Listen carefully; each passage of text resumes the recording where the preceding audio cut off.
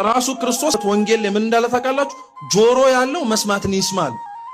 ጆሮ ኖሮን መስማቱን ስለማንሰማው ተሰብኮላቸው እንደመነኑትና ተሰብኮላቸው እግዚአብሔርን ብለው ኃጢያትን እንደተውት ሰዎች መሆን ያቃተን ለምን እንደሆነ አያችሁ?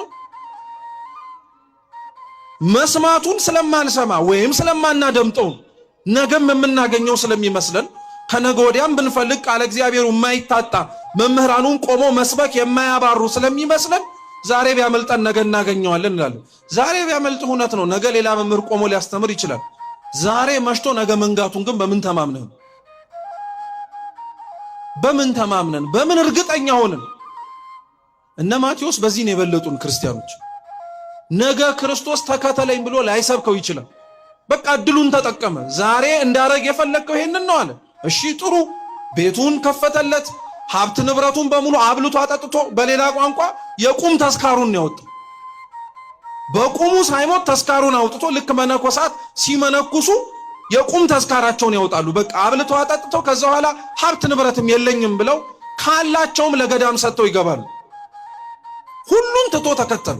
ሁሉን ትተን ለመከተል እግዚአብሔር እውነት ይርዳን። ሁላችንን ስለከበደን ነው እኛ ክርስቲያኖች እንደምንሰማው ወንጌል እንደሚሰበክልን ቃል እግዚአብሔር መኖር ነው የከበደን እኮ። ቃሉ ችግር የለበትም። ብንሰማው እኛ ጋር ለውጥ ላያመጣ የቻለው ቃሉ ስለማይለውጥ አይደለም። እኛ ግን ለመለወጥ የተዘጋጀ ልብ ስለሌለን፣ እኛ ግን ሰምተን አድምጠነው ለመስተካከል ስለምንፈራ ስለምንሳቀቅ፣ ሰማዕታት እኛን የበለጡን በዚህ ነው። የቃለ እግዚአብሔር ፍቅር የምንሰማው የአምላካችን ትምህርት ያስቆርጣል፣ ያስመንናል፣ ጭክን እንድትል ያደርጋል። ወደድክም ጠላህም የሆነ ነገር እንድታቆም ያደርጋል። ያ ያቆምከው ነገር እኮ ይጣፍጣል፣ ደስ ያሰኛል፣ ባትተወው ያሰኛል። ልምድ ነው ኃጢአት።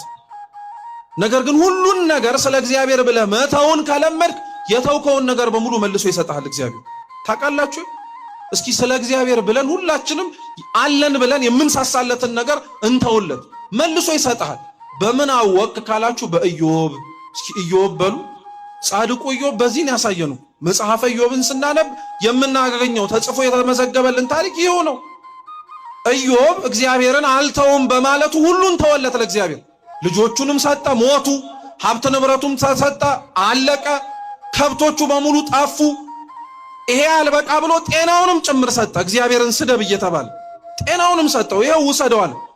ከመታመሙና ከቁስሉ ብዛት የተነሳ ታስታውሳላችሁ፣ የገል ስባሪ የሸክላ ስባሪ ይዞ ሰውነቱን እያከከ ነበር የሚኖር። እግዚአብሔርን ላለመተው እኮ ነው። ስለ እግዚአብሔር ብሎ ኢዮብ ሁሉን ተወ። እግዚአብሔርስ ምን አረገለት ከተባላችሁ ሁሉን የተወለትን መልሶ ሰጠው። ሀብቱን ንብረቱንም ጨመረለት፣ ልጅም መልሶ ሰጠው፣ የጠፋበትን ጤናውን መልሶ ሰጠው። አሁን ለእግዚአብሔር ብለን ሁሉን ነገር እኛ ስለማንተው እግዚአብሔርም የፈለግነውን ሁሉንም ነገር አይሰጠንም።